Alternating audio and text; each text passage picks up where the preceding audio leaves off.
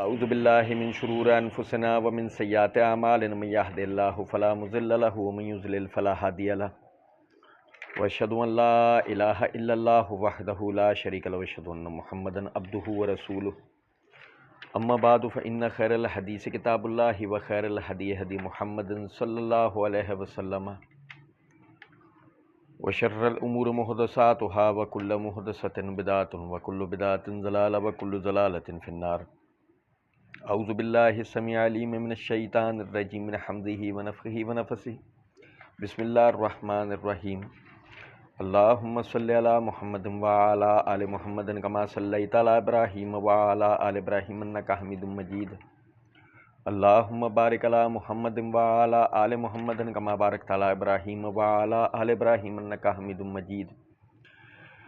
رب اشرح لی صدری ویسر لی امری واحلل عقدۃ من لسانی یفقہوا قولی رب زدنی علما۔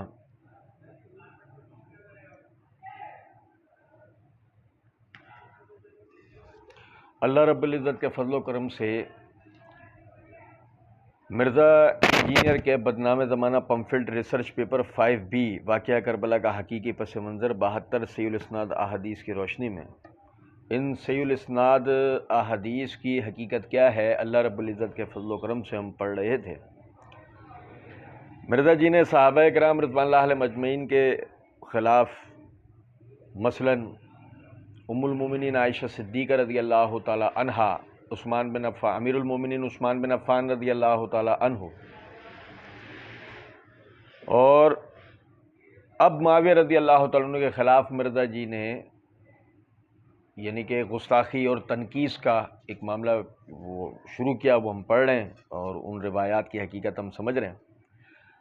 اچھا، پھر چونکہ مرزا جی کسی طرح یہ چاہتے ہیں کہ وہ عثمان رضی اللہ تعالیٰ عنہ کی شہادت سے لے کے اور علی رضی اللہ تعالیٰ عنہ کے زمانے تک کسی طریقے سے اپنے آباء و اجداد کو بچا لیں اور یہ معاملہ جائے ثانیہ کربلا تک، حسین رضی اللہ تعالیٰ عنہ کی شہادت تک، اور وہاں بھی جو مرزا جی کے آباء و اجداد جو کہ سیدنا حسین بن علی رضی اللہ تعالیٰ عنہما کے قاتلین میں سے تھے، مرزا جی انہیں کسی طریقے سے بچا لیں۔ تو اس کے لیے مرزا جی نے کیا کرا، اہل شام کے والے سے جو نا اصحاب اہل شام، ان کے لیے لوگوں کی ذہن سازی کی کہ جی اللہ کے نبی صلی اللہ علیہ وسلم نے احادیث کے اندر اس جماعت کو یعنی کہ اصحاب اہل شام، وہ صحابہ جو شام میں تھے جنہوں نے علی رضی اللہ تعالیٰ عنہ کی بیعت نہیں کی قصاص عثمان کو لے کر، اور جمل اور صفین کا واقعہ ہوا،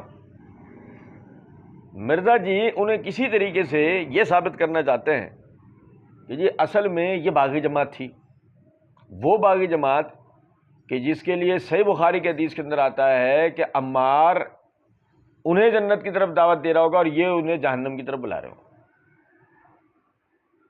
صحیح، ہم اللہ کی دی ہوئی توفیق سے اس کی تفصیل پڑھ رہے تھے کہ جی دو گروہ، ایک علی کا گروہ اور ایک اہل شام۔ تو حق والا گروہ علی کا تھا، وہ باطل پہ تھے، ہم نے اس کی حقیقت پچھلی ریکارڈنگ کے اندر پڑھی تھی۔ اب آگے مرزا جی کہتے ہیں چنانچہ اسی زمن میں سنن کبریٰ للبیہقی کی حدیث میں ہے کہ سیدنا عمار بن یاسر رضی اللہ تعالیٰ عنہ نے فرمایا مت کہو کہ اہل شام، بریکٹ میں مرزا جی لکھتے ہیں یعنی حضرت معاویہ رضی اللہ عنہ کے گروہ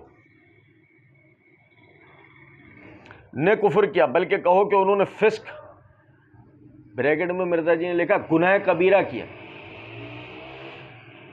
صحیح، یا پھر کہو بریکٹ میں اپنی جانوں پر ظلم کیا۔ صحیح۔ اچھا، ایک غور طلب نقطہ ہے،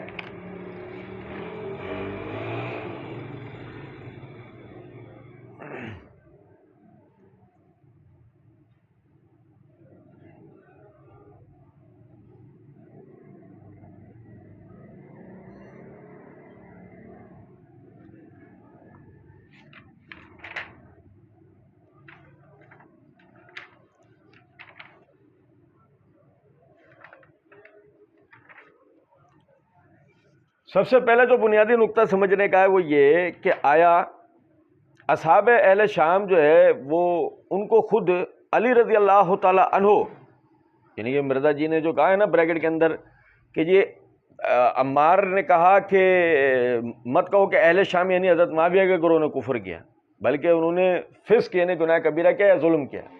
ابھی کوئی پوچھے مرزا جی یہ روایت صحیح ہے، مرزا جی نے اس کے لیے ساتھ لکھا ہے اسنادہ صحیح ہو۔ اچھا ٹھیک ہے، لیکن صفحہ نمبر 10 پر جو مرزا جی نے نمبر 20 کے ساتھ جو روایت درج کی ہے مصنف ابن ابی شیبہ کے حوالے سے کہ یزید بن عاصم تابعی رحمہ اللہ کا بیان ہے بقول مرزا جی کے کہ جب سیدنا علی بن ابی طالب رضی اللہ عنہ سے جنگ صفین کے مقتولین کے اخروی انجام کے متعلق پوچھا گیا، اب جنگ صفین میں بقول مرزا جی کے اہل شام آئے تھے نا لڑنے، تو علی رضی اللہ تعالیٰ نے فرمایا کہ ہمارے اور ان کے مقتولین جنت میں ہوں گے، ہمارے اور ان کے مقتولین جنت میں ہوں گے۔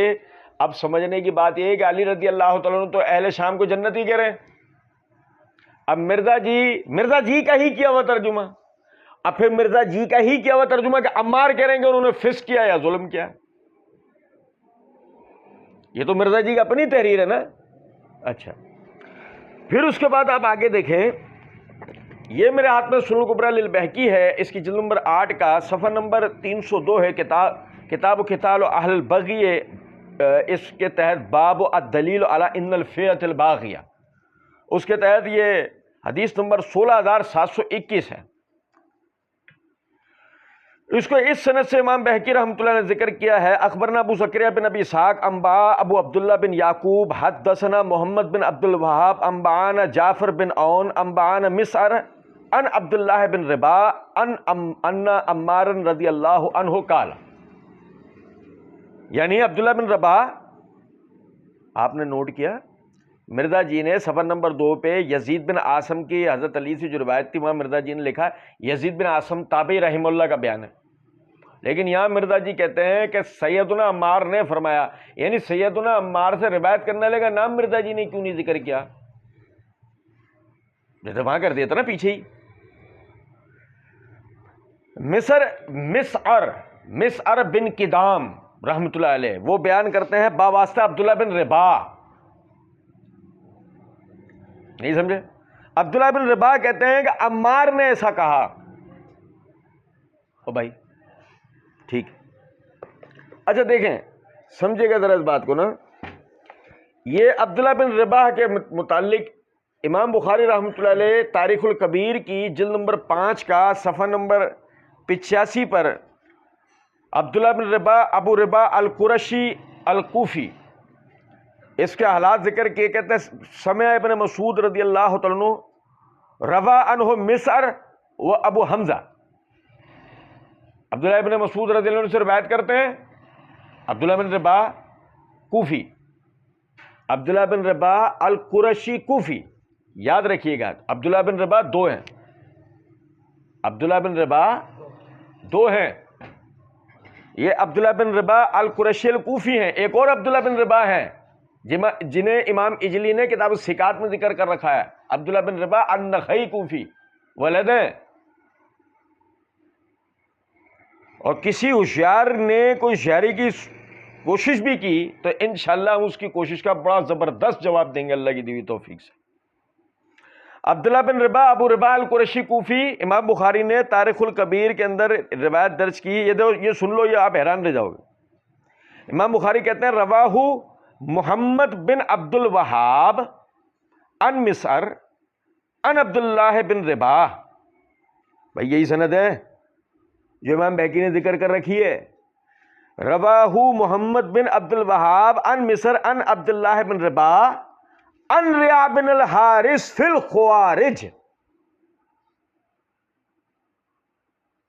عبداللہ بن رباح نے باواسطہ یہی سند محمد بن عبد الوہاب باواسطہ مسعر بن کدام باواسطہ عبداللہ بن رباح باواسطہ ریا بن الحارث کوفی، جو روایت بیان کی ہے وہ کیا ہے؟ خوارج کے متعلق۔ کس کے متعلق ہے؟ اس کا مطلب لا تقول اہل الشام نہیں تھا، یہاں پر لا تقول اہل الشام نہیں تھا، بلکہ یہاں پہ تھا لا تقول اہل النار، لا تقول اہل نہر تھا، لیکن چلو ہم تھوڑی دیر کے لیے تسلیم کر لیتے ہیں اہل شام ہی تھا، مانا کوئی مسئلہ نہیں۔ نقطہ غور طلب یہ ہے کہ عمار بن یاسر رضی اللہ تعالیٰ عنہ نے جو حکم بیان کیا ہے اہل شام کے لیے نہیں کیا ہے، کس کے لیے کیا ہے؟ خوارج کے لیے، بشرطے کہ روایت ثابت ہو۔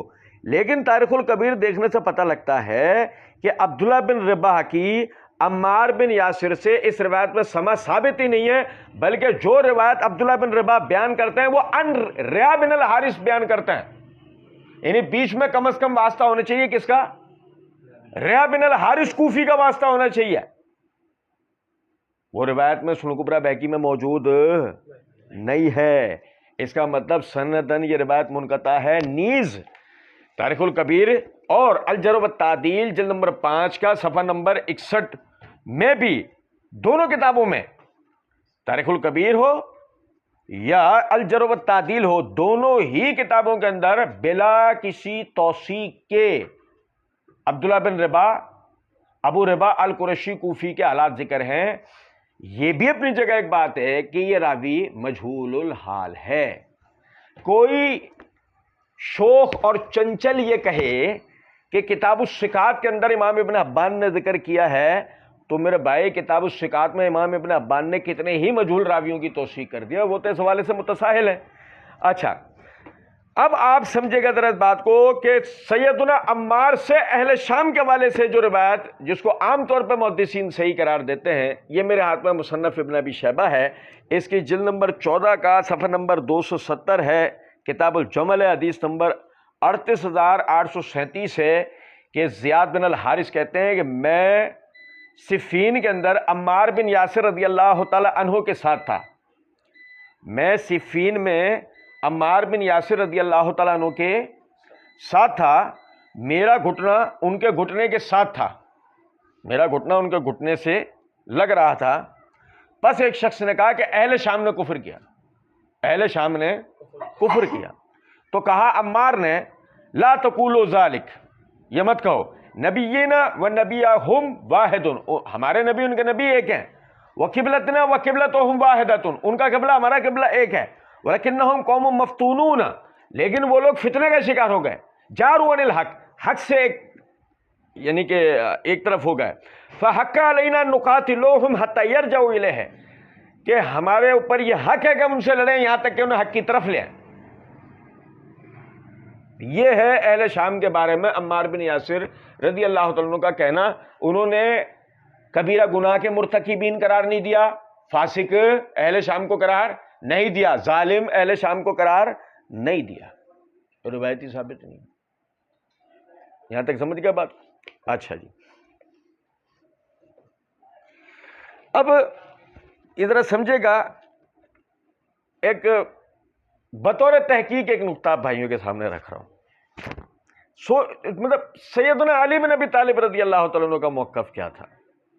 یہ میرے ہاتھ میں تاریخ دمشق ہے، یعنی یہ تاریخ دمشق کا اسکین ہے، کو منع کرے، یہ تاریخ دمشق کا اسکین ہے، اس کی جلد نمبر 1 کا صفحہ نمبر ہے 343، صفحہ نمبر ہے 343۔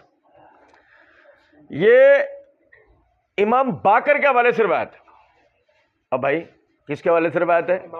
امام باقر رحمۃ اللہ علیہ کے حوالے سے روایت ہے۔ وہ کہتے ہیں سمع علی یوم الجمل، جمل کے دن ہم نے علی سے سنا، جمل کے دن ہم نے علی سے سنا، اور یوم صفین، یا وہ صفین کا دن تھا، رجل یغلو فی القول، ایک شخص بڑا مبالغہ رائی کر رہا تھا اہل شام کے حوالے سے، یقول الکفر، کہہ رہے تھے کہ انہوں نے کفر کیا، کالا، علی کہنے لگے لا تقولوا فإنهم زعموا ان بغينا علیہم، یہ مت کہو،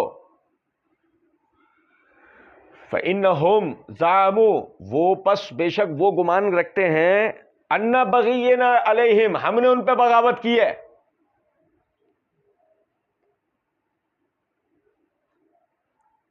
وہ کوئی کال کر کے پوچھ تو لو، ایمبولینس تو نہیں آ گئی اکیڈمی کے باہر، میت تو نہیں اٹھ گئی، کیا حوالہ آ گیا یہ؟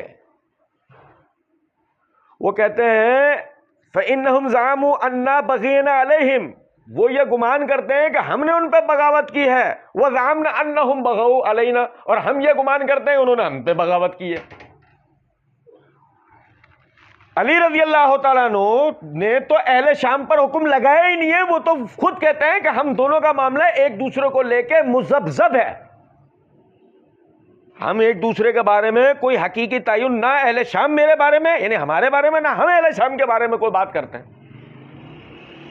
اور روایت بھی اہل بیت کی سند چاہیے، اہل بیت کے گھر سے امام باقر بیان کر رہے ہیں علی بن ابی طالب رضی اللہ عنہ کے حوالے سے، ڈوب کے مر جانے والے کے لیے چلو بھر پانی بھی اس کے بعد کافی ہوگا، بشرطے کہ وہ مرزا جیسا بے غیرت نہ ہو۔ اور سنیں، سمجھے گا ذرا بات کو، کوئی کہے کہ جی تمہیں حدیث سے حوالہ نہیں ملا، بھائی حدیث سے حوالہ لے لیتے ہیں، یہ میرے ہاتھ میں صحیح مسلم ہے، اس کی یہ جلد نمبر 2 ہے، صفحہ نمبر 995، کتاب الزکوٰۃ ہے، حدیث نمبر 2363 ہے۔ زید بن وہب الجہنی رحمۃ اللہ علیہ بیان کرتے ہیں کہ وہ اس لشکر میں تھے جو حضرت علی رضی اللہ عنہ کے ساتھ خوارج سے جنگ کرنے کے لیے گیا تھا۔ اب بھائی سنو، انہ کان فی الجیش الذی کانوا مع علی رضی اللہ تعالیٰ عنہ الذی ساروا الی الخوارج۔ اور سنو، بڑی توجہ طلب بات، علی رضی اللہ تعالیٰ عنہ کا اے لوگوں، میں نے نبی صلی اللہ علیہ وسلم سے سنا ہے کہ آپ نے فرمایا میری امت میں سے ایک قوم ظاہر ہوگی، وہ ایسا قرآن پڑھیں گے کہ ان کے پڑھنے کے سامنے تمہارے قرآن پڑھنے کی کوئی حیثیت نہیں ہوگی، نہ ان کی نمازوں کے سامنے تمہاری نمازوں کی کوئی حیثیت ہوگی، نہ ان کے روزوں کے سامنے تمہارے روزوں کی کوئی حیثیت ہوگی۔ وہ یہ سمجھ کر قرآن پڑھیں گے کہ وہ ان کے لیے مفید ہے، لیکن در حقیقت وہ ان کے لیے مضر ہوگا، نماز ان کے گلے سے نیچے نہیں اتر سکے گی، اور وہ اسلام سے ایسے نکل جائیں گے جیسے تیر شکار سے نکل جاتا ہے۔ جو لشکر ان کی سرکوبی کے لیے جا رہا ہے، اگر وہ اس ثواب کو جان لے جس کا وعدہ اللہ تعالیٰ نے ان کے نبی کی زبانی دیا ہے، تو وہ باقی اعمال کو چھوڑ کر اسی پر بھروسہ کر بیٹھیں گے۔ ان کی نشانی یہ ہے کہ ان میں سے ایک ایسا آدمی ہے جس کے شانے پہ ہڈی نہیں ہے، اور اس کے شانے کا اوپری حصہ عورت کے سینے کی طرح ہے، اس پر سفید رنگ کے بال اگے ہوئے ہیں۔ علی رضی اللہ تعالیٰ عنہ نے فرمایا، اور یار سنو ذرا بات کو، میں آپ کے سامنے یہ عربی عبارت بھی پڑھ کے بتا دیتا ہوں۔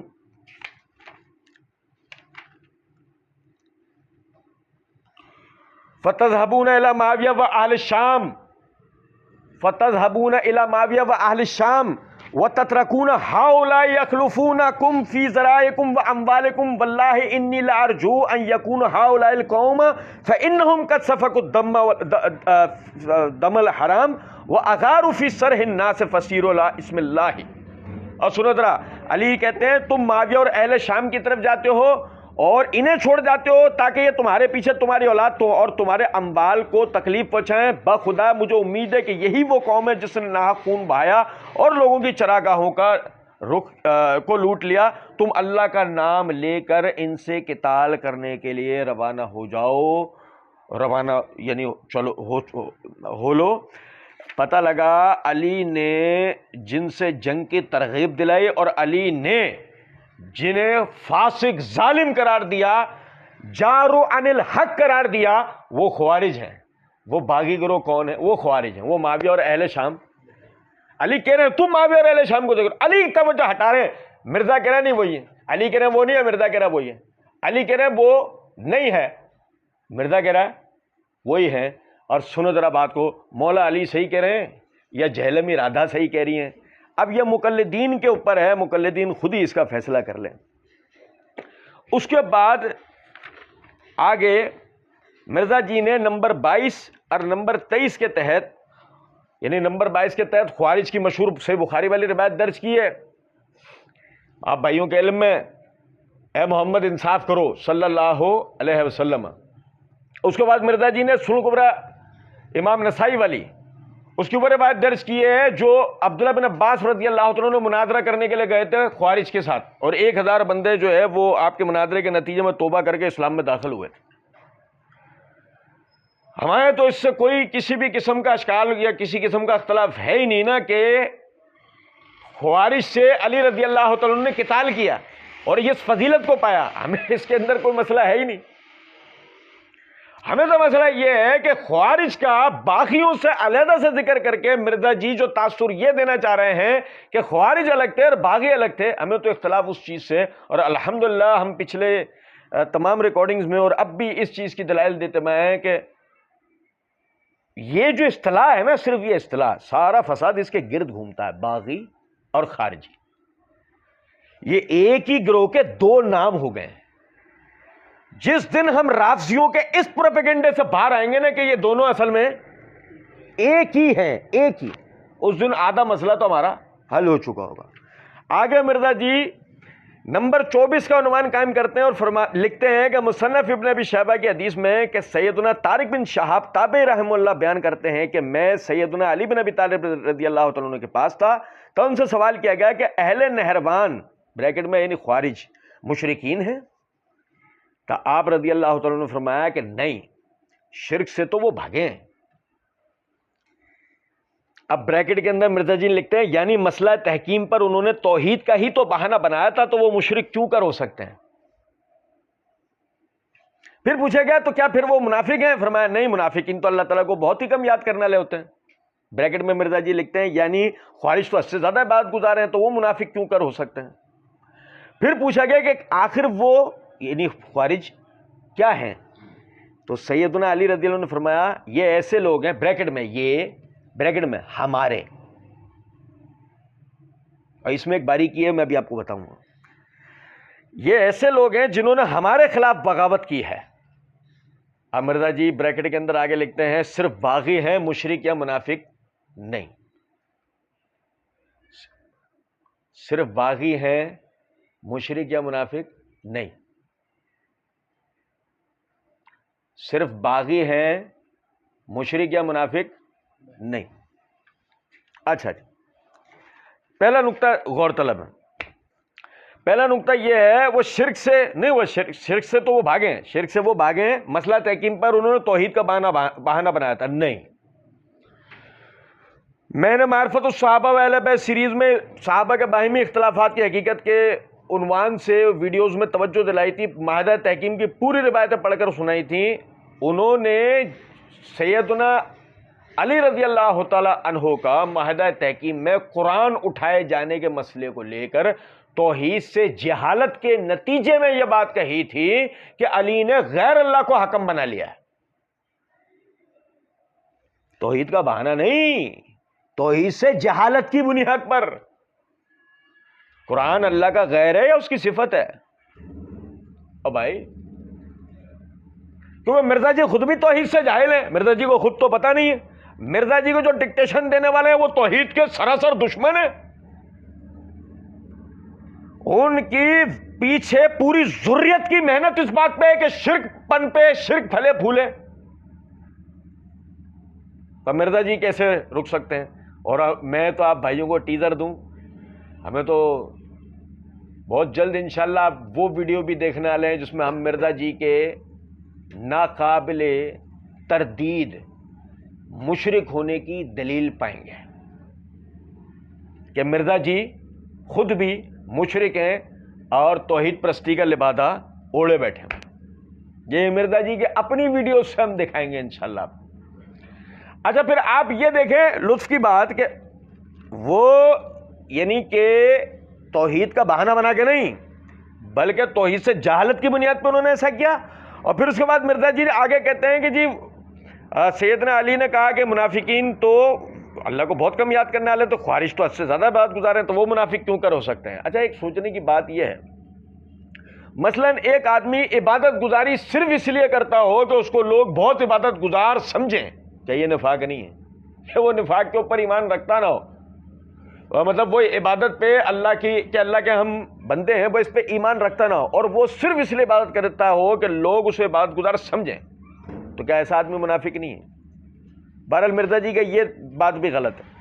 آگے جو جملہ ہے میں انتہائی یعنی کہ جس کو کہتے ہیں کہ انتہائی عاجزی کے ساتھ مرزا جی کے اندھے بہرے لنگڑے لولے مقلدین اور مرزا جی کو سننے والے وہ لوگ کہ جو وسیع النظر ہیں، صحیح العقل ہیں، سلیم الفطرت ہیں، میں ان کو مخاطب کر کے بات کہوں گا، اللہ کے بندے، اللہ کے بندوں، دیکھو اللہ اپنے دین کا کام کیسے لکھتا ہے، کیسے لوگوں کے قلم سیدھے کرواتا ہے، ٹیڑھے چلتے قلموں کو بھی اللہ سیدھا کروا دیتا ہے، باغی گروہ کون تھا؟ مرزا جی نے صفحہ نمبر 10 کے اوپر عثمان رضی اللہ عنہ کے گھر کا محاصرہ کرنے والوں کو باغی قرار دیا. صفحہ نمبر 8 کے اوپر میں نے وہاں توجہ دلائی تھی. انہیں کیا قرار دیا کہ یہ گروہ کیا تھا؟ باغی گروہ تھا. پھر صفحہ نمبر 12 یہاں پر مرزا جی کہہ رہے ہیں کہ خوارج کے لیے سیدنا علی کا حکم پوچھا گیا تو سیدنا علی نے کہا یہ باغی ہیں. یہ کیا ہے یار؟ علی رضی اللہ تعالیٰ عنہ نے خود خوارج کو باغی قرار دے دیا.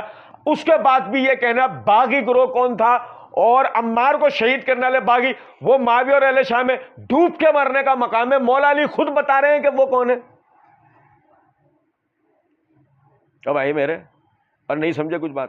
ہاں بس صرف میں عموماً ایک بات کہا کرتا ہوں، مرزا جی کو غور سے سننے اور پمفلٹ کا اگر معاملہ ہو تو غور سے پڑھنے کی ضرورت ہے. آدمی غور سے پڑھے گا خود سمجھ جائے گا کہاں اللہ نے ان کے ٹیڑھے چلتے قلم کو بھی سیدھا کروا کے حق بات آخر کار لکھوا دی ان سے کہ علی کہتے ہیں کہ یہ ایسے لوگ ہیں کہ جنہوں نے ہمارے خلاف بغاوت کی ہے. تو یہ علی نے معاویہ یا اصحاب اہل شام کے لیے کہا نہیں. اچھا پھر ایک آخری نقطہ اس روایت میں سن لیں. یہ بریکٹ میں جو مرزا جی نے کہا نا ہمارے، مرزا جی نے مسئلہ 157 پارٹ 1 کے اندر ایک جگہ کہا یہ ہمارے بھائی ہیں، بھگوڑے ہو گئے. مرزا جی نے مسئلہ 157 میں ایک جگہ پر کہا ہے یہ ہمارے بھائی ہیں، بھگوڑے ہو گئے. میں نے وہاں توجہ دلائی تھی کہ آخر ایسی کیا بات ہے معاویہ و اصحاب اہل شام جو ہیں ان کو علی اپنا بھائی قرار نہ دے رہے ہوں، لیکن خوارج جن کے لیے نبی صلی اللہ علیہ وسلم نے فرمایا یہ جہنمیوں کے کتے ہیں، ان کتوں کو علی کہہ رہے ہوں کہ یہ میرے، یہ ہمارے اور بھائی میرے، بھائی میرے، یہ ہمارے بھائی ہیں. یار اللہ کی قسم آدمی خود کتا ہو تو بات سمجھ میں آ سکتی ہے. آدمی کا بچہ ہو تو یہ بات کرنے سے پہلے 10 مرتبہ سوچے گا. کچھ بات آ رہی ہے سمجھ میں نہیں؟ اندازہ کریں کہ نبی صلی اللہ علیہ وسلم نے فرمایا کہ جس شخص نے لا الہ الا اللہ کا اقرار کیا، ہمارے قبلے کو اپنا قبلہ سمجھا، ہماری طرح نماز پڑھی، ہماری طرح قربانی کی، اس نے اپنے جان اور مال کو ہم سے محفوظ کر لیا سوائے اللہ کے حق کے. اور بھائی میرے اس حدیث کو لے کر ابو بکر نے مانعین زکوٰۃ کے خلاف جہاد قتال کا حکم دیا، اور اسی حدیث کے پیش نظر علی بن ابی طالب رضی اللہ تعالیٰ عنہ خوارج سے لڑے. مختصر بتا رہا ہوں، سمجھے ذرا اس بات. آپ سمجھیں وہ باقاعدہ قبلہ نماز سب چیزوں کے قائل ہیں وہ، لیکن ہوا یہ ہے کہ انہوں نے اللہ کے حق میں غلطی کی. کیا کہ انہوں نے ایک مسلمان کے قتل کو اپنے لیے، ایک مسلمان کی جان کو اپنے لیے حلال سمجھا اور مسلمانوں کا قتل کیا. اور اس یعنی کہ اندازہ کریں اس درجے کا قتل کیا کہ اگر مثال کے طور پہ ایک مسلمان ایک یہودی کے باغ کے باہر سیب پڑا ہوا دیکھ کے اٹھا لیتا ہے، سیب پڑا ہوا دیکھ کے اٹھا لیتا ہے، تو اس کے اوپر انہوں نے حد جاری کی کہ اس پہ چوری کی حد قائم ہوگی. خوارج اس درجے کے گمراہ تھے آپ اندازہ کریں. صہیب رضی اللہ تعالیٰ عنہ کی حاملہ بیوی کا پیٹ چاک کر کے ان کے یعنی زندہ بچے کو ان کے پیٹ سے نکال کے باہر پھینک دینا اور شوہر اور بیوی دونوں کو شہید کر دینا، یہ خوارج تھا. کہ جو بات سن کر، اس حادثے کو سن کر ہی علی رضی اللہ تعالیٰ عنہ نے کہا تھا اب انہوں نے ہمارے لیے کوئی گنجائش چھوڑی. آدمی بے غیرت، میں عموماً ایک بات کہا کرتا ہوں، آدمی بے غیرت نہیں ہونا چاہیے. اور آج کے دور کے اندر جدید تعریف بے غیرت کی ایک اور آئی ہے، مرزا کا مقلد نہیں ہونا چاہیے، لازمن بے غیرت ہوگا. مرزا کا مقلد ہے تو لازمن بے غیرت تھا جب ہی مرزا کا مقلد بنا ہے. اس کو اگر ذرہ برابر اپنے بزرگوں کی غیرت، اپنے دین کی غیرت ہوتی، تحقیق کرتا، بے شرمی بے غیرتی کے ساتھ اس جاہل کی تقلید کرتا نہیں کرتا. اور سنو آگے کہتے ہیں سنن کبریٰ للبیہقی کی حدیث میں کہ سیدنا نافع تابعی رحمہ اللہ بیان کرتے ہیں کہ سیدنا عبداللہ بن عمر رضی اللہ عنہ خشبیہ بریکٹ میں کہتے ہیں یعنی مختار سقفی کے گروہ کے لوگوں اور خوارج کو سلام کرتے تھے، حالانکہ وہ مسلمانوں سے برسر قتال رہتے تھے. اور سیدنا عبداللہ بن عمر رضی اللہ عنہ فرمایا کرتے تھے جو کوئی حی علی الصلاۃ کہہ کر مجھے نماز کے لیے بلائے گا تو میں اس کی دعوت قبول کروں گا، بریکٹ میں مرزا جی نے لکھا یعنی اس کے پیچھے نماز پڑھوں گا، اور جو کوئی حی علی الفلاح کہہ کر بلائے گا میں اس کی پکار پر بھی لبیک کہوں گا، یعنی اس کے پیچھے، بریکٹ میں لکھا یعنی اس کے پیچھے نماز پڑھتا رہوں گا، مگر جو کوئی مجھے یہ کہے گا کہ آؤ اپنے مسلمان بھائیوں سے جنگ کریں اور ان کا مال لوٹیں تو پھر میں انکار ہی کروں گا۔ مصنف ابن ابی شیبہ 39,097۔ مرزا جی آگے کہتے ہیں قال شیخ زبیر العزی فی مقالات جز 1 اسنادہ صحیح۔ یار سنو یار، یہ توجہ طلب بات ہے، یہ بھول مت جانا، شیخ زبیر، میں بھول جاؤں مجھے یاد دلانا۔ قال شیخ زبیر العزی فی مقالات جز اول، مقالات کے جز اول میں شیخ زبیر نے اس کو اسنادہ صحیح کہا ہے، یہ ذہن میں رکھنا۔ اچھا جی، اچھا اب سوچیں مرزا جی نے یہ بھرتی کیوں کی؟ بھئی یہ کیوں درج کی روایت کہ خشبیہ کے پیچھے عبداللہ بن عمر نماز بھی پڑھ رہے ہیں اور خوارج کے سلام کا جواب بھی دے رہے ہیں اور کہہ رہے ہیں جو حی علی الصلاۃ حی علی الفلاح کہے گا اس کی دعوت پہ لبیک کہوں گا، اور اس کا معنی مرزا جی نے کیا ہے کہ ہر کسی کے پیچھے نماز پڑھ لوں گا۔ آئی سمجھ میں بات؟ ہر کسی کے پیچھے۔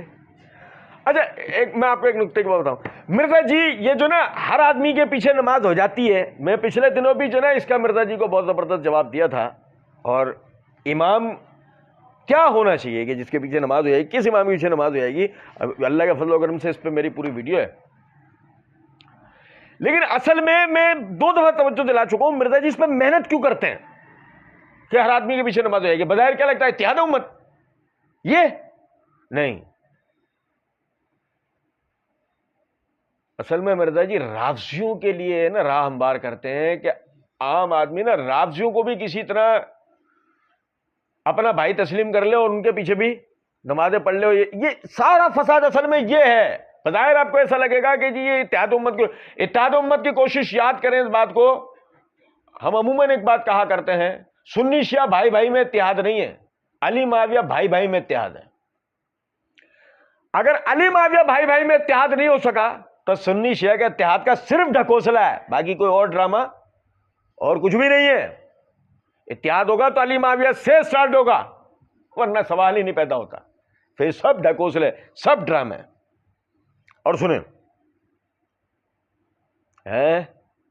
صحیح الاسناد احادیث، یہ میرے ہاتھ میں سنن کبریٰ للبیہقی ہے، اس کی جلد نمبر 3 کا صفحہ نمبر 174 ہے، کتاب الصلاۃ، باب الصلاۃ بامر الوالی، اس کے تحت حدیث نمبر 5305 ہے۔ امام ابو بکر البیہقی رحمۃ اللہ علیہ اس روایت کو درج ذیل سند کے ساتھ ذکر کرتے ہیں۔ اخبرنا ابو عبداللہ الحافظ و ابو سعید بن ابی عمرو قال حدثنا ابو العباس محمد بن یعقوب حدثنا ابو جعفر محمد بن عبید اللہ ابن ابی داود المنادی المخرمی ببغداد حدثنا یونس وهو ابن محمد المؤدب حدثنا ابو شہاب حدثنا یونس بن عبید عن نافع قال کان ابن عمر۔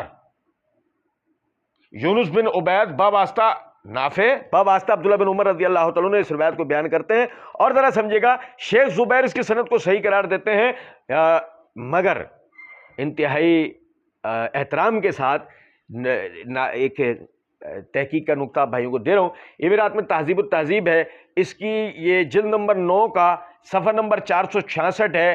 امام ابن ابی خیثمہ رحمۃ اللہ علیہ وہ فرماتے ہیں کہ میں نے امام ابن معین رحمۃ اللہ علیہ سوال پوچھا، سمع یونس من نافع، یونس بن عبید نے نافع سے سنا ہے؟ کالا لا، کہا نہیں،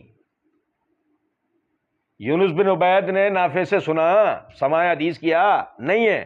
اور وقال احمد و ابو حاتم لم یسمعوا من نافع شیئا، امام احمد بن حنبل اور امام ابو حاتم رازی دونوں فرماتے ہیں کہ انہوں نے نافع سے کچھ بھی سنا۔ روایت سندن منقطع ہے، روایت سندن منقطع ہے، منقطع سند والی روایت درج کر کے مرزا جی کہہ رہے ہیں خارجیوں کے پیچھے بھی نماز پڑھ لو، بدعتیوں کے پیچھے نماز پڑھ لو۔ مرزا جی اور مرزا جی کی سمیت جتنے بھی دائیں بائیں آگے پیچھے اوپر نیچے جتنے مرزا جی کے سہولت کار ہیں اور اتحاد امت کا چورن بیچنے والے جتنے چوچو ہیں، ان کی جناب میں انتہائی احترام کے ساتھ ہمارا سوال ہے، کیا ناسبیوں کے پیچھے نماز ہو جائے گی؟ جو جواب اب آپ ناسبیوں کے لیے دیں وہ ہماری طرف سے اپنے لیے سمجھ لیجیے گا. اور آگے آپ ذرا دیکھیے گا اس کالے چور کو. کالا چور کون؟ کالا چور ہے پلمبری فرقے کا بانی جہلمی رادھا. کالا چور. ہم نے کالا چور کیوں بول رہا ہے؟ یہ شیخ زبیر کا مقالات. کالا شیخ زبیر علی ضعیفی مقالات جز اول اسنادہ صحیح. بھئی کالے چور کو دیکھیے گا اب ذرا آپ. یہ شیخ زبیر کی مقالات ہے, اس کی جلد نمبر 1 صفحہ نمبر 96-97. سوچے ایک آدمی صفحہ نمبر حدیث نمبر درج کرتا ہے, کیا ایسی بات ہے اس جگہ آ کے کالا شیخ زبیر علی ضعیفی مقالات جز اول اسناد و صحیح صفحہ نمبر ذکر نہیں کیا؟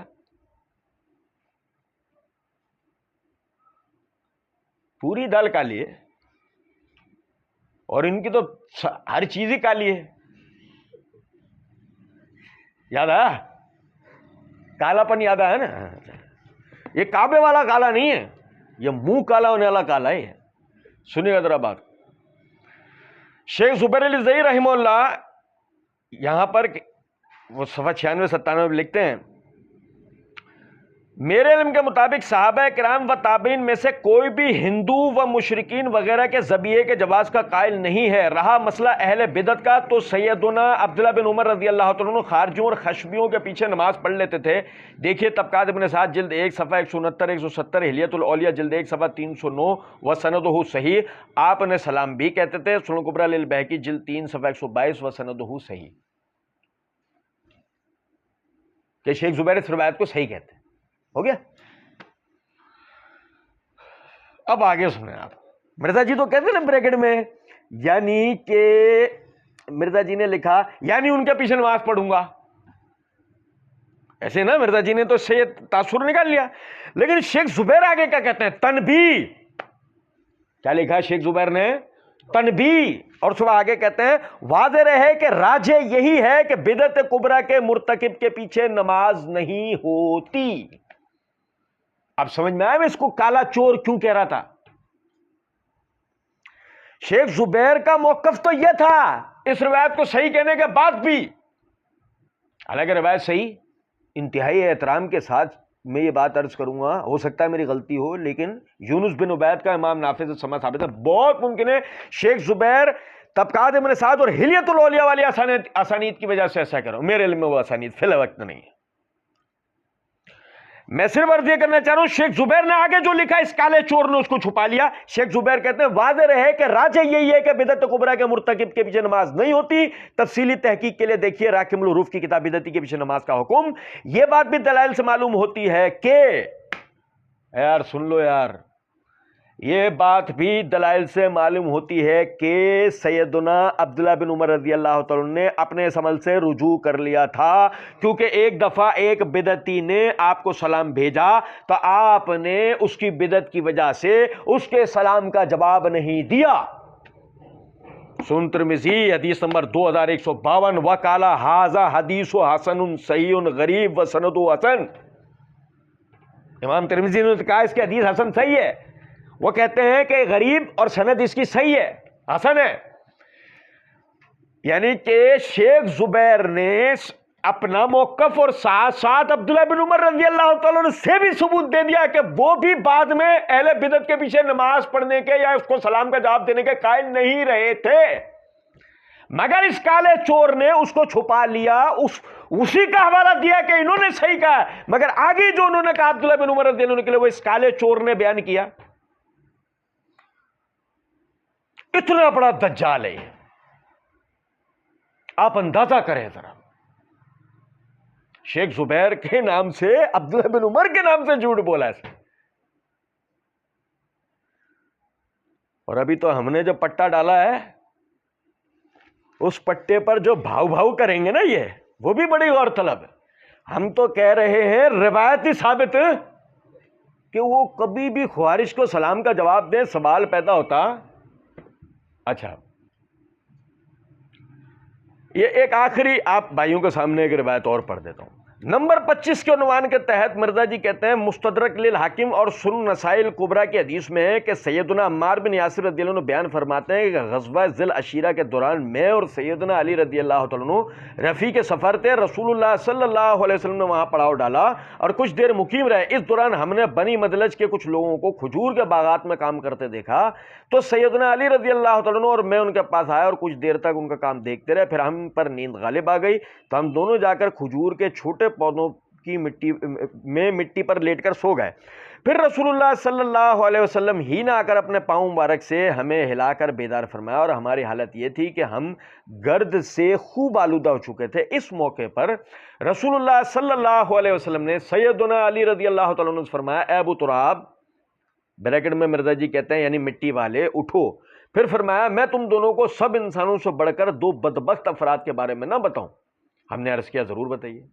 نبی اکرم صلی اللہ علیہ وسلم نے فرمایا پہلا بدبخت تو وہ قوم سمود کا احمد نامی شخص جس نے اونٹ کی کونچیں کاٹ ڈالی تھیں، اور دوسرا بدبخت وہ شخص ہے جو اے علی تمہارے سر پر تلوار سے ضرب لگائے گا اور تمہاری داڑھی کو سر کے خون سے رنگ دے گا. مستدرک حاکم حدیث نمبر 4689. اور آگے کالا چور کہتا ہے قال الامام حاکم والامام ذہبی اسنادہ صحیح علی شرط مسلم. نہیں سمجھا؟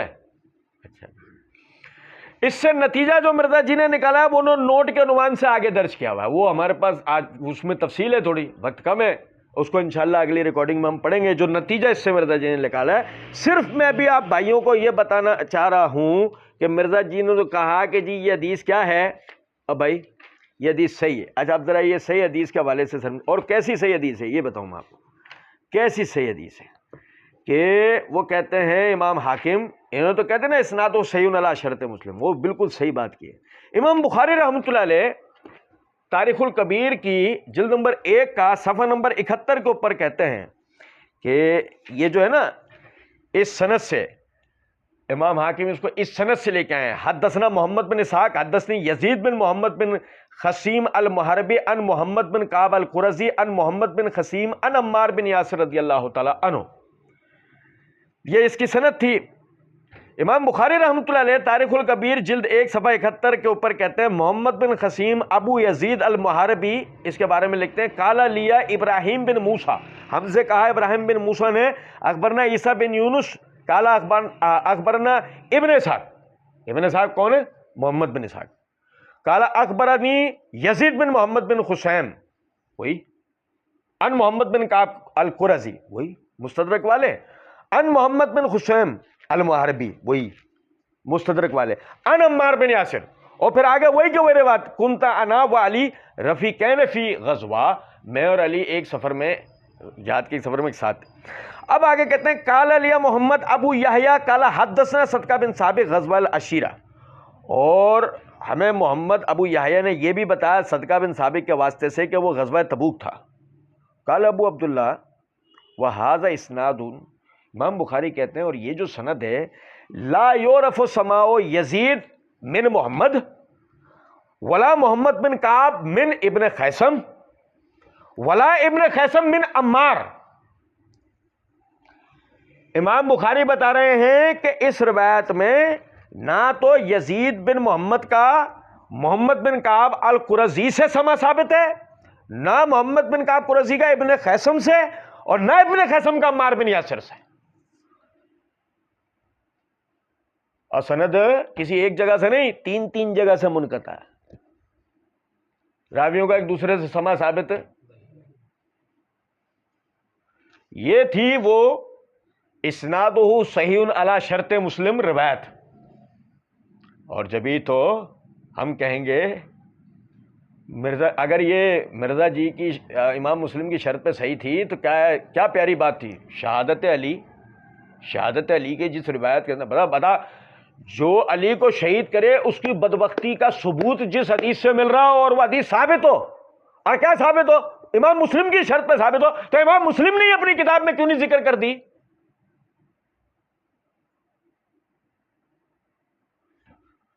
بھائی علی کو شہید کرنے والا عبد الرحمن بن ملجم لعنت اللہ علیہ اس زمین پر موجود انسانوں کا سب سے بدبخت انسان تھا، اس میں کوئی شرط، اس میں کوئی شک تھا ہی نہیں، ہے ہی نہیں، اور ہوگا بھی نہیں۔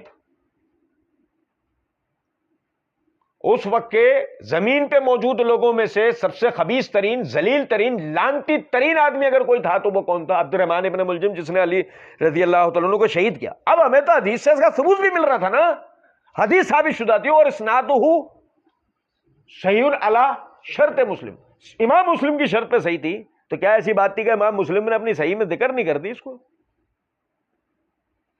وہ روایت ثابت ہی نہیں تھی، وہ روایت ثابت، اور ہم اس روایت کی سند پر اس لیے بات نہیں کر رہے ہیں کہ خدا نہ خواستہ اس میں علی کے قاتل کی مذمت آ گئی ہے اور ہمیں برداشت نہیں ہو رہا ہے، نہیں، ہم بات اس لیے کر رہے ہیں، ٹیزر دے رہے ہیں آپ کو، اگلی ریکارڈنگ میں انشاءاللہ پوری وجہ بتائیں گے کہ مرزا جی اس روایت سے یہ نتیجہ نکال رہے ہیں کہ علی کی شہادت کے بعد اس امت پر عذاب آ گیا، اور یہ ہے وہ بنیادی نکالا ہوا اس روایت سے نتیجہ، جس کی وجہ سے ہم اس روایت کے اوپر بات کر رہے ہیں، کیونکہ اس سے حسن رضی اللہ تعالیٰ عنہ کی توہین ہوتی ہے۔ اگر حسن رضی اللہ تعالیٰ عنہ کی توہین نہ ہوتی، ہم اس روایت کو یوں ہی جانے دیتے، ہم اس کے اوپر کوئی بات کرتے نہیں۔ یہیں سے انشاءاللہ اگلی ریکارڈنگ میں کنٹینیو کریں گے۔ وما علینا الا البلاغ۔